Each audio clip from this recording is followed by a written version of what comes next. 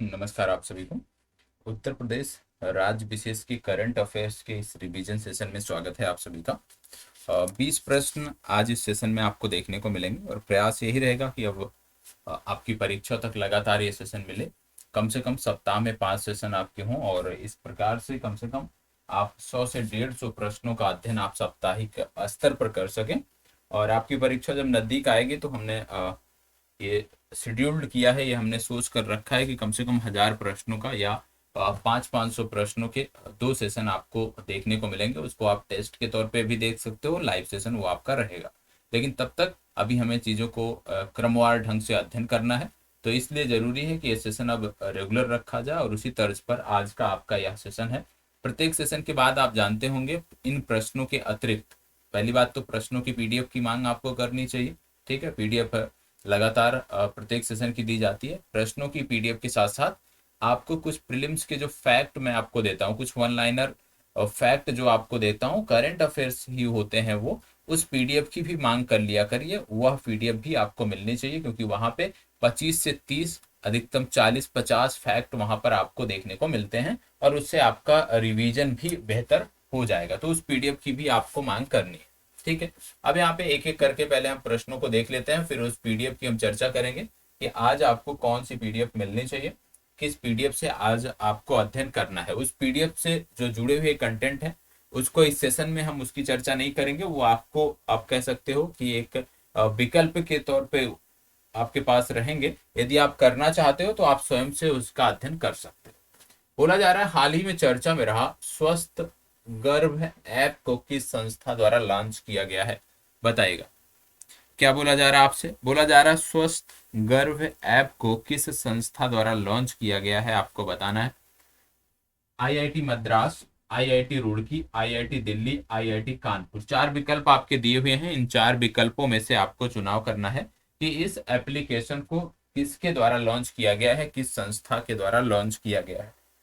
आपको बता दें कि इस एप्लीकेशन के बारे में मैं आपको बताऊं तो यह इस प्रकार का पहला ऐप है जो डॉक्टर की सलाह तक पहुंच आपको प्रदान करता है, विशेष रूप से गर्भावस्था के दौरान, और प्रसव पूर्व देखभाल की सुविधा भी यह ऐप उपलब्ध कराता है। और इस ऐप को बनाया है आईआईटी रुड़की ने, और आईआईटी रुड़की ने इसमें सहारा किसका लिया? इसमें सहारा लिया है इसने एम्स दिल्ली का।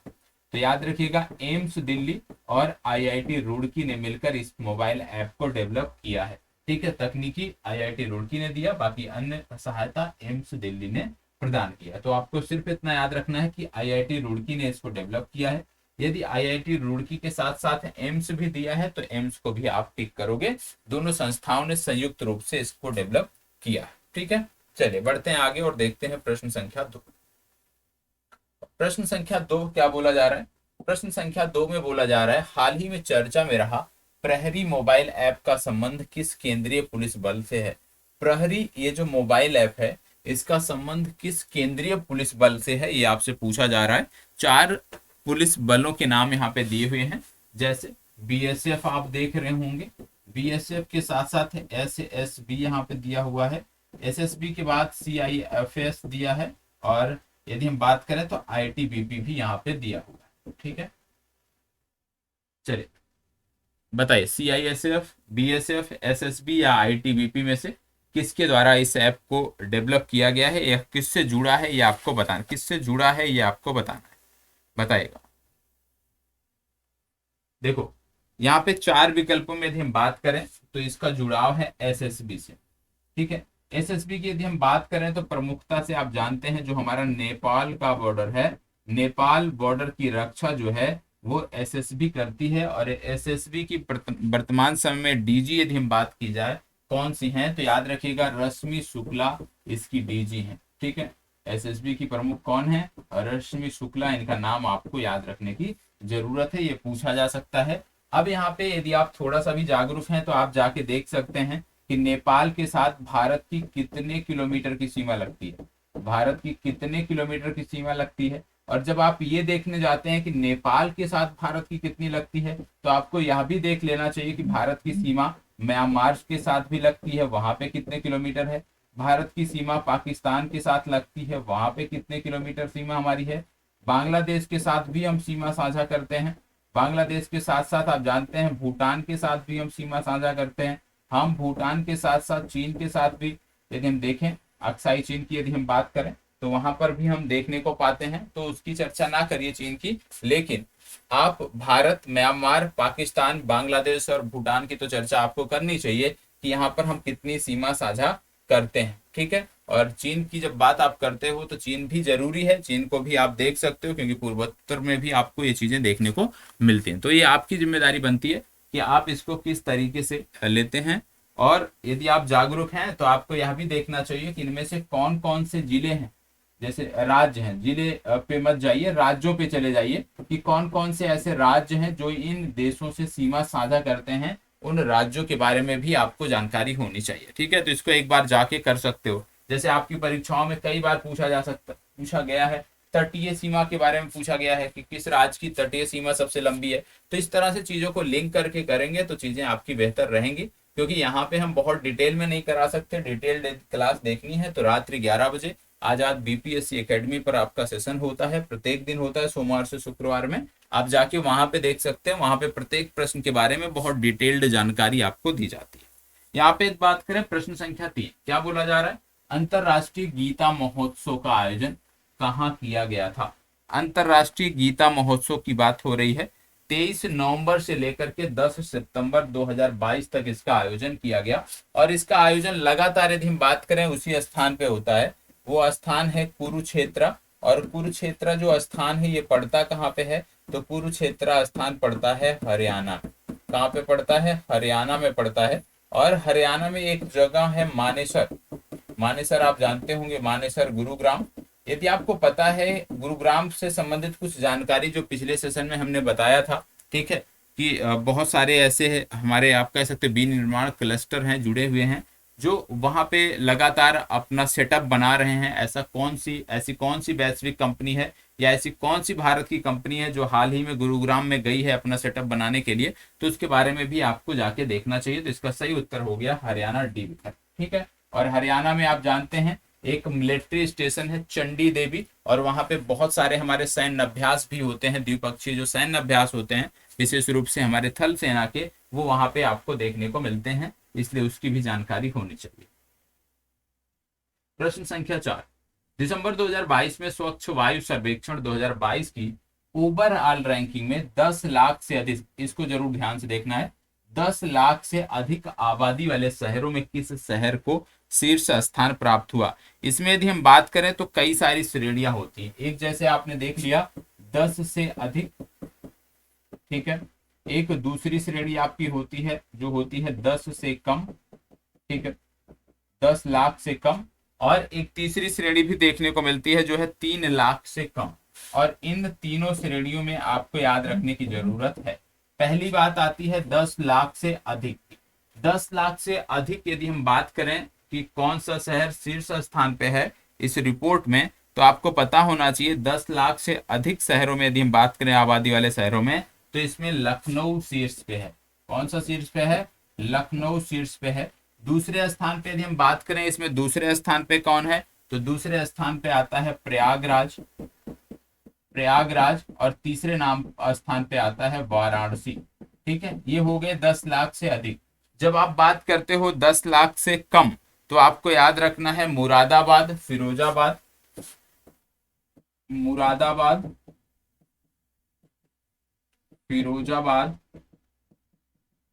और तीसरे स्थान पे अमरावती। ठीक है, ये आपको याद रखना है क्योंकि यूपी से जुड़े हुए शहर है टॉप में, तो पता होना चाहिए। यदि 3 लाख से कम वाले पे आ जाते हैं, 3 लाख से कम आबादी वाले शहरों की यदि हम बात कर लेते हैं, तो इसमें याद रखना है देवास मध्य प्रदेश का जो है वो टॉप पे है। देवास, देवास इसमें टॉप पर है। तो आप ज्यादा मत याद रखिए, आप सिर्फ इतना याद रखिए, कम से कम एक पहले स्थान पे जो है उनको याद रखना है कि 10 लाख से अधिक वाली एक बात किया जाए तो लखनऊ, 10 लाख से कम की बात किया जाए तो मुरादाबाद आपका टॉप पे। ठीक है, चलिए इसको बताइएगा। नवंबर 2022 में भारत के रजिस्ट्रार जनरल कार्यालय द्वारा जारी आंकड़ों के अनुसार मातृ मृत्यु दर वर्ष 2018-20 में कितने प्रति लाख है। ठीक है, बताएं। अच्छा प्रश्न है, जवाब देना। आपको बता दें 2014 और 16 के जो आंकड़े थे, 2014 और 16 के आंकड़ों के अनुसार यदि हम बात करें, मतलब इससे पूर्व का जो हमें आंकड़ा उपस्थित था, हमारे पास था, उसके आधार पर यदि हम बात करें तो MMR रेट पूरे भारत के स्तर पर यदि हम बात करें तो 130 थी। ठीक है, 130 पूरे भारत के स्तर पे थी, लेकिन उसको हमने अब बहुत कम कर दिया है। और अब कितना हो गया है ये आपको बताना है। हमारे 8 राज्य ऐसे हैं जहां पे MMR रेट की यदि हम बात करें तो वो 70 से भी कम देखने को मिलती है। हमारे ऐसे राज्यों की संख्या 8 है जहां पे ये दर 70 से भी कम देखने को मिलती है। और इन 8 राज्यों में सिर्फ इतना आपको पता होना चाहिए, सबसे कम कहाँ पे है, तो सबसे कम केरल में आपको देखने को मिलती है, ये आपको पता होना चाहिए। क्या है? उत्तर प्रदेश की बात करें तो उत्तर प्रदेश याद रखिएगा, उत्तर प्रदेश उच्चतम MMR रिपोर्ट रखने वाले राज्यों में तीसरे स्थान पे है। और यहाँ का जो दर है वो है 167। 167 किसका है? यह है यूपी का। और यूपी तीसरा सबसे बड़ा, आप कह सकते हो कि तीसरी सबसे बड़ी दर रखने वाला राज्य उत्तर प्रदेश है। सबसे ज्यादा कहाँ पे है? तो सबसे ज्यादा है आसाम में। असम के बाद दूसरे स्थान पे है मध्य प्रदेश। असम के बाद दूसरे स्थान पे है मध्य प्रदेश, जहाँ पे सबसे ज्यादा मॉर्टलिटी रेट है। और तीसरे स्थान पे है आपका उत्तर प्रदेश। ठीक है, उत्तर प्रदेश में कितना है ये आपको पता होना चाहिए, मैंने आपको बताया है 167। और संपूर्ण भारत की जब आप बात करते हो तो संपूर्ण भारत में इस डेटा के अनुसार जो है वो है 97। ठीक है, वो है 97, ये आपको पता होना चाहिए। मतलब 1 लाख जो आप कह सकते हो कि 1 लाख जो नवजात शिशु जब जन्म लेते हैं तो उनमें से 97 माताओं की मृत्यु जो है उस दौरान हो जाती है, ये आंकड़ा ये बताता है। और उत्तर प्रदेश की जब बात करें तो उत्तर प्रदेश में 167 प्रति 1 लाख पर 167 माताओं की मृत्यु प्रसव के दौरान होती है, ये आपको पता होना चाहिए। ठीक है, और इसको भारत सरकार और भी कम करना चाहती है। 2030 तक यदि हम बात करें तो भारत सरकार का लक्ष्य है कि 2030 तक हमें 70 से कम इसको लेकर आना है, राष्ट्रीय स्तर पर 70 से कम इसको लेकर आना है। पिछले दिनों प्रधानमंत्री नरेंद्र मोदी ने किस स्थान पर स्टैचू ऑफ प्रॉस्पेरिटी का अनावरण किया, ये आपको बताना है। बताइएगा, स्टैचू ऑफ प्रॉस्पेरिटी का अनावरण प्रधानमंत्री ने कहाँ पे किया? आप जानते हैं इसकी ऊंचाई है 108 फीट ऊंची। 108 फीट ऊंची ये एक कांस्य प्रतिमा है। और यदि बोला जाए कि किससे संबंधित है ये, तो याद रखिएगा ये संबंधित है नाद प्रभु कैंपेगौड़ा से। ठीक है, नाद प्रभु कैंपेगौड़ा से संबंधित है। और बेंगलुरु शहर के ये संस्थापक थे, और बेंगलुरु शहर के संस्थापक नाथ प्रभु कैंपेगौड़ा से ये संबंधित है। और उन्हीं के योगदान को याद करने के लिए जो है ये दिवस मनाया जाता है। ठीक है, तो यहाँ पे बात हो रही है कहाँ पे? बेंगलुरु की। तो इसका सही उत्तर हो जाएगा बेंगलुरु, क्योंकि ये कौन थे? बेंगलुरु शहर के संस्थापक थे। इसको बताओ, 10वां अंतरराष्ट्रीय पर्यटन मार्ट कहाँ आयोजित किया गया? 10वां अंतरराष्ट्रीय पर्यटन मार्ट कहाँ आयोजित किया गया, आपको बताना है। 10वां अंतरराष्ट्रीय पर्यटन मार्ट कहाँ आयोजित किया गया?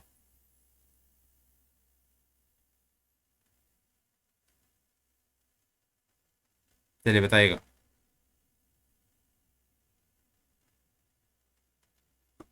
फास्ट जवाब दीजिएगा। देखो यहाँ पे आपको यदि हम बात करें तो कौन सी वाइल्ड लाइफ सेंचुरी देखने को मिलेंगी? बहुत सारी वाइल्ड लाइफ सेंचुरी यहाँ पे आपको देखने को मिलती हैं।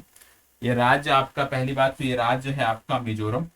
ठीक है, मतलब ये जो 10वां अंतरराष्ट्रीय पर्यटन मार्ट है, ये 10वां अंतरराष्ट्रीय पर्यटन मार्ट आइजोल में आयोजित किया जाएगा। कहाँ पे? आइजोल से संबंधित है ये। अब यहाँ पे आपको बता दें कि बहुत सारी वाइल्ड लाइफ सेंचुरी हैं जो आपके यहाँ पूछी जाती हैं। जैसे आपको इसको देखना है कहाँ पे पढ़ते हैं, ये आपका होमवर्क है। फाकिम वाइल्ड लाइफ सेंचुरी, रंगा पहर आपने नाम सुना होगा, रंगा पहर वाइल्ड लाइफ सेंचुरी। फाकिम हो गया, रंगा पहर हो गया। फाकिम और रंगा पहर के साथ साथ एक और आता है सिंगफन। ठीक है, सिंगफन वन्य जीव अभ्यारण्य या सिंगफन वाइल्ड लाइफ सेंचुरी, ये तीनों आपको बताना है कहाँ पे पड़ते हैं, क्योंकि आप जानते होंगे वर्तमान समय में नेशनल पार्क कम पूछे जा रहे हैं, वाइल्ड लाइफ सेंचुरी ज्यादा पूछी जा रही है। इसलिए ज्यादा पूछी जा रही हैं क्योंकि नेशनल पार्क ज्यादातर हम रट चुके हैं, और यदि कोई नेशनल पार्क पूछा भी जाता है तो वो समसामयिक संदर्भों में चर्चा में होता है और इस कारण से पूछा जाता है। तो ये तीनों हमें आपको देखना है, ठीक है। चलिए आगे बढ़ते हैं। हाल ही में चर्चा में रहा तोकू इमोग महोत्सव का संबंध किस राज्य से है? तोकू इमोग महोत्सव का संबंध किस राज्य से है आपको बताना है, बताइएगा। तोकू इमोग महोत्सव का संबंध किस राज्य से है?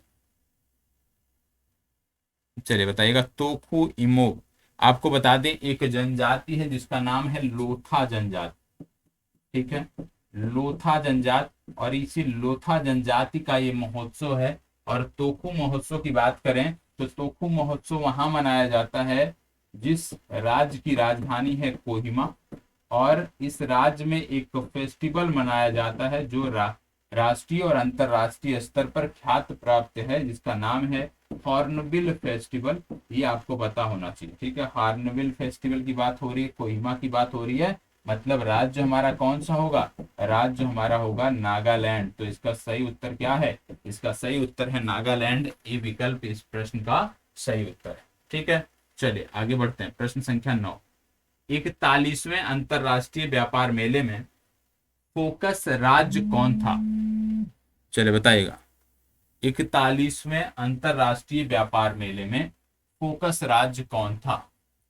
41वें अंतरराष्ट्रीय व्यापार मेले में फोकस राज्य कौन था आपको बताना है।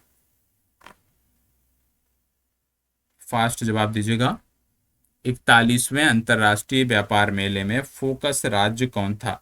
आप जानते हैं एक होता है पार्टनर राज्य, ठीक है, एक होता है पार्टनर राज्य और एक होता है फोकस राज्य, ठीक है। तो दोनों दो चीजें हैं, इसलिए दोनों को अलग अलग देखना है, ठीक है। पार्टनर राज्य और फोकस राज्य। चलिए बताइए, यहां से पूछा क्या जा रहा है?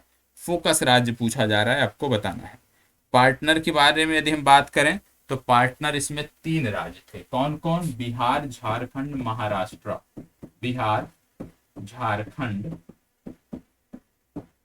और महाराष्ट्र ये फोकस थे, सॉरी पार्टनर थे। फोकस में 2 राज्य थे।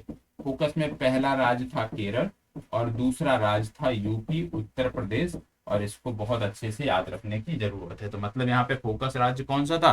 फोकस राज्य है यूपी, मतलब उत्तर प्रदेश इसका सही उत्तर है। इसमें कुछ चीजें और आपको याद रखनी है, जैसे यदि आपसे पूछ लिया जाए कितने देशों ने इसमें भाग लिया, तो इस बार इसमें कुल 12 देशों ने भाग लिया। आयोजन कहाँ किया जाता है? हर वर्ष किया जाता है प्रगति मैदान। प्रगति मैदान नई दिल्ली में पड़ता है, ठीक है। यदि आप कभी सुप्रीम कोर्ट गए होंगे तो उसी के आसपास ये पड़ता है, तो वहां पे आपको ये देखने को मिल जाएगा। प्रगति मैदान में इसका आयोजन किया जाता है। 12 देशों ने प्रतिभाग किया था। कौन सा राज्य या केंद्र शासित प्रदेश पहली बार इसमें शामिल हुआ था? तो याद रखिएगा, लद्दाख, लेह लद्दाख पहली बार इसमें शामिल हुआ था। लेह लद्दाख पहली बार अंतरराष्ट्रीय व्यापार मेले में शामिल हुआ था, यह भी आपको याद रखना है, ठीक है। इसको बताइए। राष्ट्रीय स्वच्छ गंगा मिशन द्वारा कहां पर गंगा उत्सव नदी महोत्सव 2022 आयोजित किया गया? चलिए जवाब दीजिएगा। गंगा उत्सव नदी महोत्सव 2022 कहां आयोजित किया गया आपको बताना है। चलिए सभी को जवाब देना है, कहां पर आयोजित किया गया। देखो इसका आयोजन हुआ नई दिल्ली में। डी विकल्प आपका सही उत्तर है। यहाँ पे गंगा की बात हो रही है, तो आप जानते हैं गंगा से एक शब्द हम जोड़ सकते हैं, गैंगेटिक डॉल्फिन, ठीक है। गैंगेटिक डॉल्फिन की चर्चा इन दिनों बहुत हो रही है और आपके एग्जाम में पूछा भी जा सकता है। गैंगेटिक डॉल्फिन से संबंधित भारत में यदि पूछ लिया जाए शोध संस्थान कितने हैं, तो एक है जिसका नाम है Vikramshila. Vikramshila Gangetic dolphin research centre, जो कि आपको बिहार में देखने को मिलता है, भागलपुर में, ठीक है। दूसरा बन रहा है यूपी में। भारत का दूसरा जो है गैंगेटिक डॉल्फिन रिसर्च सेंटर जो बन रहा है वो यूपी में बन रहा है। यूपी का एक जिला है बहराइच। बहराइच एक जिला है, ठीक है, नेपाल से सीमा लगती है इस जिले की। और इसी जिले में ये बन रहा है। कहाँ पे? यहाँ पे एक वाइल्ड लाइफ सेंचुरी या वन्य जीव अभ्यारण्य पड़ता है जिसका नाम है कर्तनिया घाट वन्य जीव अभ्यारण्य या कर्तनिया घाट वाइल्ड लाइफ सेंचुरी। तो कर्तनिया घाट में इसको बनाया जाएगा, ये आपको पता होना चाहिए, याद रखिएगा। उत्तर प्रदेश के बहराइच में। एक चीज और याद रखिएगा, यहाँ पे एक नदी बहती है और उस नदी में इनकी आबादी पाई जाती है जिसका नाम है गिरवा। ठीक है, गिरवा नामक एक नदी है, कहीं कहीं गेरुआ बोलते हैं। ठीक है, तो गिरवा या गेरुआ नामक एक नदी है जो कर्तनिया घाट वन्य जीव अभ्यारण्य से होकर बहती है। उसी के पास में ये आपको बनाया जाएगा, ये सेंटर बनाया जाएगा। तो सिर्फ याद रखना है कर्तनिया घाट वन्य जीव अभ्यारण्य। आपसे ऐसे भी पूछा जा सकता है कि कर्तनिया घाट वन्य जीव अभ्यारण्य किस राज्य से संबंधित है, तो आपका जवाब होगा उत्तर प्रदेश। इसको बताइएगा। इंडिया पोस्ट पेमेंट बैंक ने कहां पर भारत का पहला पानी में तैरता वित्तीय साक्षरता शिविर आयोजित किया? चले बताएं। इंडियन पोस्ट पेमेंट बैंक ने कहां पर भारत का पहला पानी में तैरता वित्तीय साक्षरता शिविर आयोजित किया, ये आपको बताना है। चले जवाब दीजिएगा, कहां पर ये किया गया?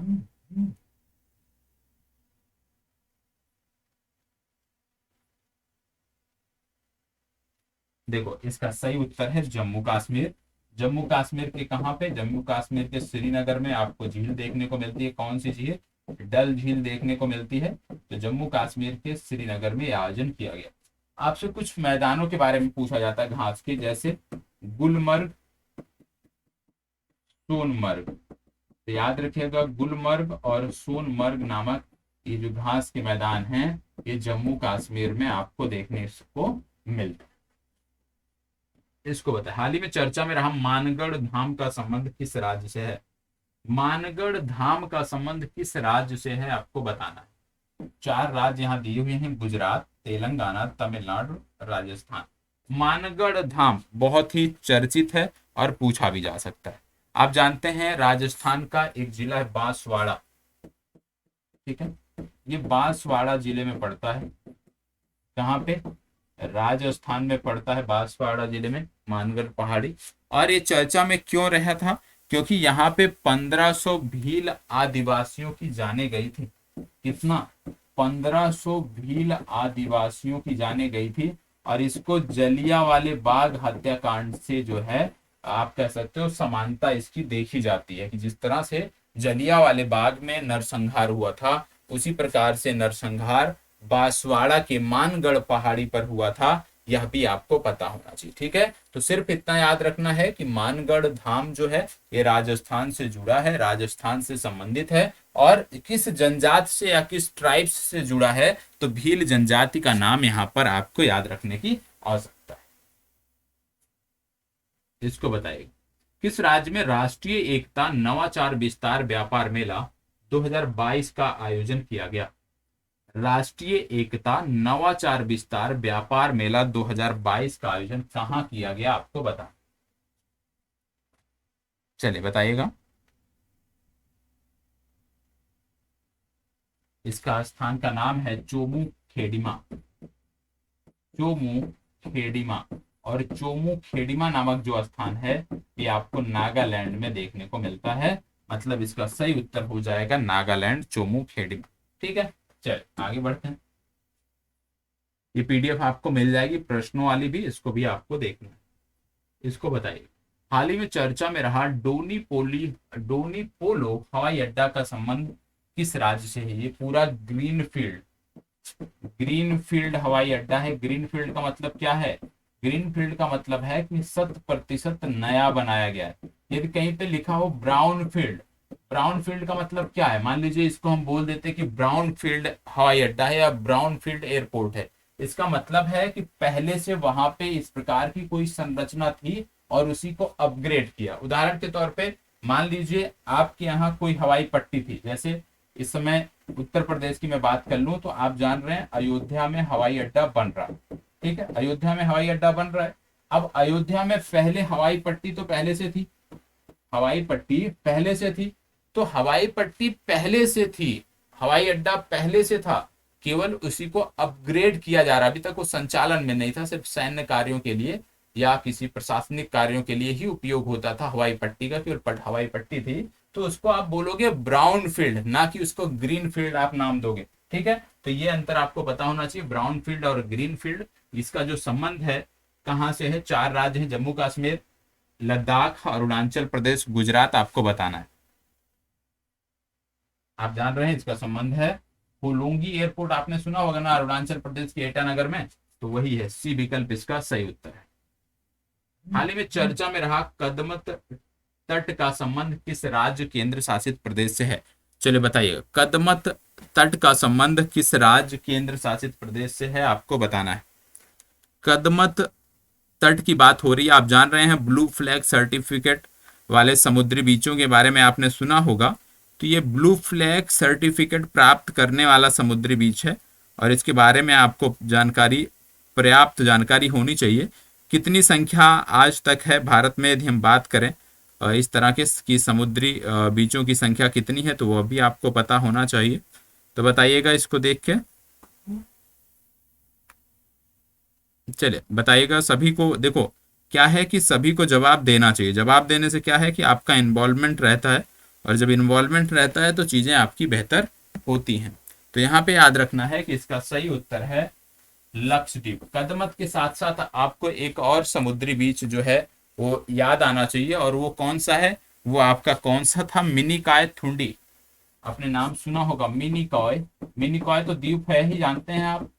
मिनिकॉय थुंडी ये क्या है, ये समुद्र तट है, और कदमत, ये दोनों समुद्र तट से यदि हम बात करें तो ये संबंधित कहाँ से हैं, लक्षद्वीप से हैं, और इन दोनों को ब्लू फ्लैग सर्टिफिकेट मिला हुआ है। और भारत में यदि हम बात करें कि आज की तिथि में ब्लू फ्लैग सर्टिफिकेट वाले समुद्री बीच कितने हैं, तो टोटल 12 आपको देखने को मिलते हैं।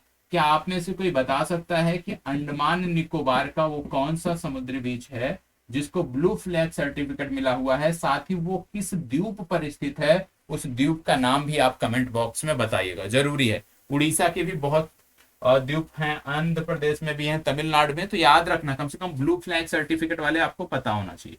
इसको बताओ, भारतीय प्रधानमंत्री और संयुक्त राष्ट्र के महासचिव ने संयुक्त रूप से किस राज्य में मिशन लाइफ का शुभारंभ किया?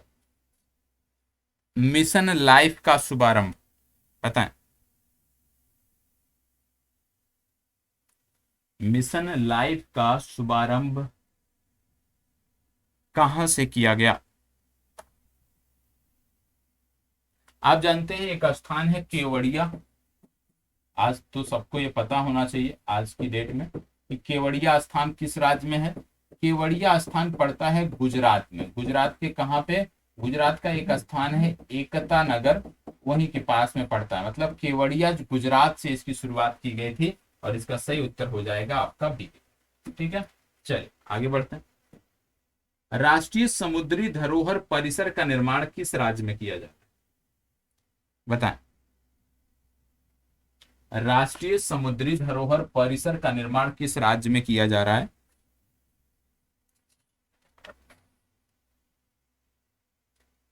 आप जानते हैं सागरमाला प्रोजेक्ट के तहत इसका निर्माण किया जा रहा है। 3500 करोड़ रुपए इसमें लगाए जा रहे हैं, और अपनी तरह का यह भारत का पहला परिसर होगा जो देश की समृद्धि और विविध समुद्री विरासत को दर्शाएगा, विरासत को प्रदर्शित करेगा। और परियोजना का जो पहला चरण था वो बताया जा रहा था कि मार्च 2024 तक समाप्त हो जाएगा। यदि राज्य की बात करें कि किस राज्य से संबंधित है, तो ये संबंधित है गुजरात के लोथल से। लोथल बंदरगाह पढ़ा होगा ना, लोथल भोगवा, तो लोथल से ये संबंधित है गुजरात के। ठीक है, आगे बढ़ते हैं। राष्ट्रीय फैशन प्रौद्योगिकी संस्थान का 18वां परिसर कहाँ शुरू हुआ है? राष्ट्रीय फैशन प्रौद्योगिकी संस्थान का 18वां परिसर कहाँ शुरू हुआ है, आपको बताना है। ये 4 विकल्प आपके सामने है, चलिए बताइएगा कहाँ पर शुरू हुआ है। दमन, लखनऊ, अमेठी, रायबरेली, 3 स्थान तो आप ही के राज्य के हैं। दमन अलग है, तो याद रखिएगा इसका सही उत्तर है ए विकल्प, दमन। इसको बताइएगा, होमी भाभा कैंसर अस्पताल एवं अनुसंधान संस्थान किस शहर में बनाया गया है? अच्छा प्रश्न, बताएं। होमी भाभा कैंसर अस्पताल एवं अनुसंधान संस्थान किस शहर में बनाया गया है? लखनऊ, वाराणसी, गोरखपुर, मोहाली। तीन शहर आपके राज्य के हैं, एक शहर पंजाब का है, तो आपको बताना है कि कौन सा सही उत्तर है। आपको बता दें साहिबजादा अजीत सिंह नगर में इसको बनाया गया है, और ये पड़ता कहाँ पे है? ये मोहाली में पड़ता है। साहिबजादा अजीत सिंह की जब आप बात करते हैं तो सिख धर्म के जो 10वें गुरु थे, सिख धर्म के जो 10वें गुरु थे, गुरु गोविंद सिंह, उन्हीं के 4 पुत्रों में सबसे बड़े पुत्र जो थे उन्हीं का नाम था ये, और उन्हीं के नाम पर जो नगर स्थापित किया गया है वहीं पर इसकी स्थापना की जा रही है। और आपने एक पंथ सुना होगा, खालसा पंथ। खालसा पंथ कई बार पूछा जाता है, खालसा पंथ की शुरुआत किसने की? तो खालसा पंथ की शुरुआत भी गुरु गोविंद सिंह ने की थी। सिख धर्म के 10वें गुरु ने ही इसकी शुरुआत की थी, यह भी आपको याद रखने की आवश्यकता है। इसको बताइए, हिंदुस्तान पेट्रोलियम कॉरपोरेशन लिमिटेड ने कहां पर गोबर से संपीड़ित अपने पहले बायोगैस परियोजना को शुरू किया है? बताइए। बात हो रही है एचपीसीएल की, और बोला जा रहा है कि एचपीसीएल ने कहां पर ये बायोगैस परियोजना जो है वो शुरू की है, ये आपको बताना है। 4 विकल्प हैं, राजस्थान, गुजरात, महाराष्ट्र, मध्य प्रदेश। इसका सही उत्तर है राजस्थान। ठीक है, तो आज का जो सेशन था वो हमारा यहीं पे समाप्त होता है। अब इसके साथ साथ आपको जो दूसरा आपको देखना है, वो दूसरा जो आपको पढ़ना है वो इससे जुड़े हुए जो फैक्ट हैं वो पढ़ने हैं। इसकी पीडीएफ भी साथ में ही आपको मिल जाएगी, और आज काफी फैक्ट हैं, 2 से 3 पेज का ये पीडीएफ है, तो ये पीडीएफ आपको मिल जाएगी। इसको भी साथ साथ तैयार करते हुए चलिएगा। इसमें 1 लाइनर आप कह सकते हो करंट अफेयर्स दिए गए हैं। ठीक है, जैसे दामोदर मौजी ने किस भाषा में लिखने के लिए ज्ञानपीठ पुरस्कार जीता? कोंकणी भाषा। फिर इसके बाद आप देख रहे होगे जीवन रेखा एक्सप्रेस या लाइफ लाइन एक्सप्रेस नामक ट्रेन इनमें से कौन सी सुविधा प्रदान करती है? अस्पताल की सुविधा प्रदान करती है। और इस तरह से ये 8 पेज हैं, इसमें 8 पेज हैं आज की इस पीडीएफ में। तो ये पीडीएफ आपको उपलब्ध करा दी जाएगी, इसका भी आपको रिवीजन करना है, इसको भी आपको नोट डाउन करना है। ठीक है, तो बाकी कोई भी दिक्कत होती है, बाकी कोई भी डाउट होता है तो आप कमेंट बॉक्स में बता सकते हैं, आपकी हर समस्या का समाधान किया जाए।